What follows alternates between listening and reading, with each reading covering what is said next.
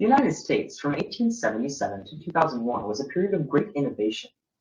Besides developments in transportation, you've got electricity, the telephone, as well as the internet and modern personal computing. All of these things have revolutionized our lives as American citizens. In fact, I'd say that this entire period was just one extended industrial revolution.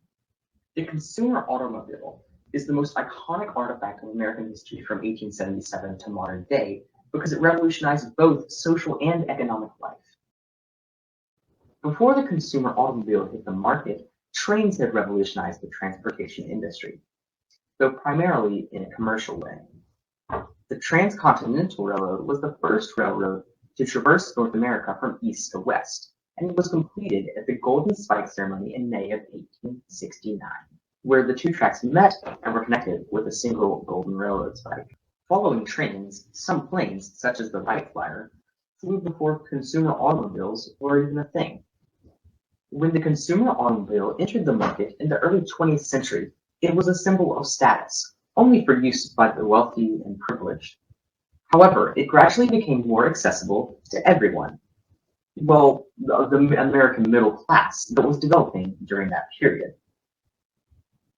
The first widespread affordable consumer car was Ford's Model T. The Model T was manufactured by the Ford Company, which was innovative for several different reasons. First of all, they had good pay for their employees. Henry Ford introduced the concept of the $5 day, which during that time was a considerable amount of money and a high wage for a standard laborer. And he also introduced the assembly line. The assembly line was a method in which, instead of one employee working on one car consistently, each employee had a single job, and they would pass their finished part onto the next employee. And the vehicle would move down the line and eventually become finished. Henry Ford said of his assembly line, "The first step forward in assembly came when we began taking the work to the men instead of the men to the work. We now have two general principles in all operations, that a man shall never have to take more than one step, if possibly it can be avoided, and that no man need ever stoop over."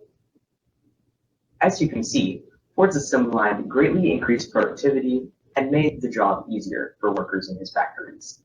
The invention of the telephone by Alexander Graham Bell in 1876 enabled people to move further away from one another without completely losing social contact. Henry Ford's Model T did the same thing, but to a further extent, enabling people to actually have physical social gatherings in farther away places. The Model T also brought the concept of family vacations to the middle-class family, who previously would have to rent a horse and carriage if they didn't have one already, and then drive down to wherever they chose to vacation. Affordable consumer vehicles also bettered the lives of both urban and rural dwellers. Urban citizens who previously had to live close enough to walk to their jobs, in locations that were not healthy nor pleasant to live in, or pay for existing public transportation, now had the option to live further away and commute with the family vehicle. Rural citizens could more easily travel to cities to entertain themselves and to purchase commercial goods that were hard to find out in the country. The introduction of consumer automobiles not only boosted city economies and bettered urban life, but they also created a whole new industry that included auto shops, repair shops, and dealerships. Auto sales right now currently make up around 20% of the United States' retail transaction, according to thebalance.com. The Model T was the first globally produced automobile, and manufacturing took place in over 10 different countries, including Argentina, Brazil, Denmark, and Canada.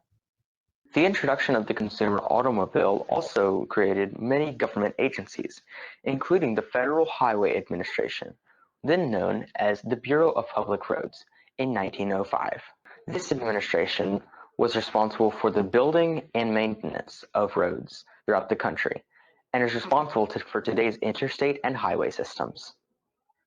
In 1949, the Bureau of Public Roads already started planning a national system of interstate and military highways, which would be built eventually with funding from the 1956 Highway Act.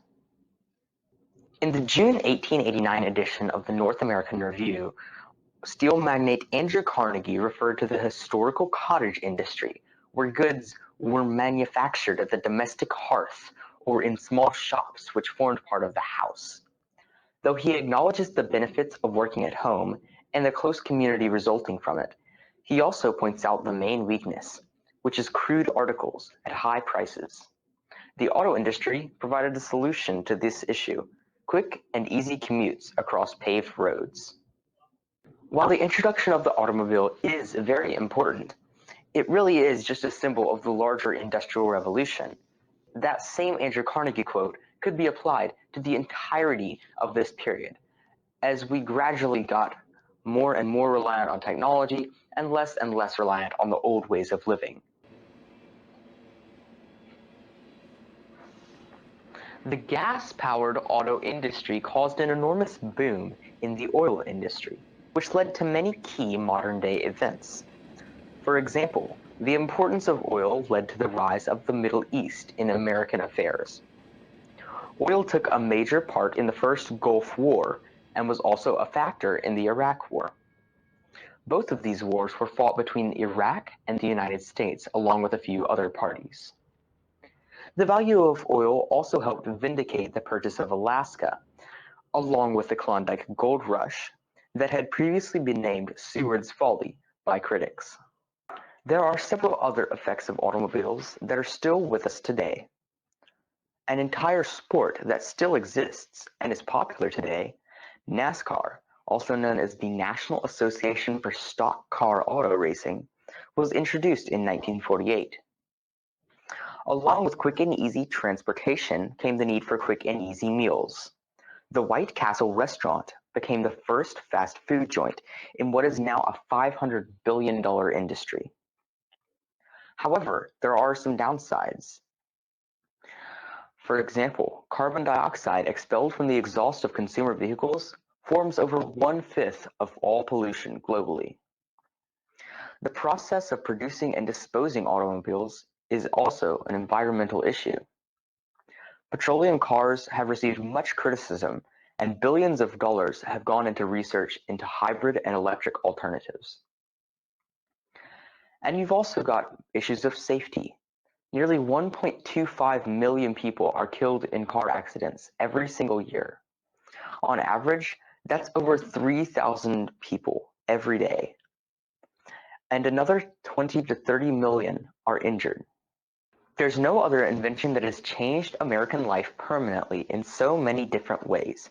Socially, in that it enabled people to have relationships with others besides their own communities and families. And economically, in that it transformed America's historical localized economies into national and even global ones. Americans today take cars for granted and don't realize how difficult even everyday tasks could be without them. Cars aren't going away anytime soon, even if we do see them take different fuels or power sources.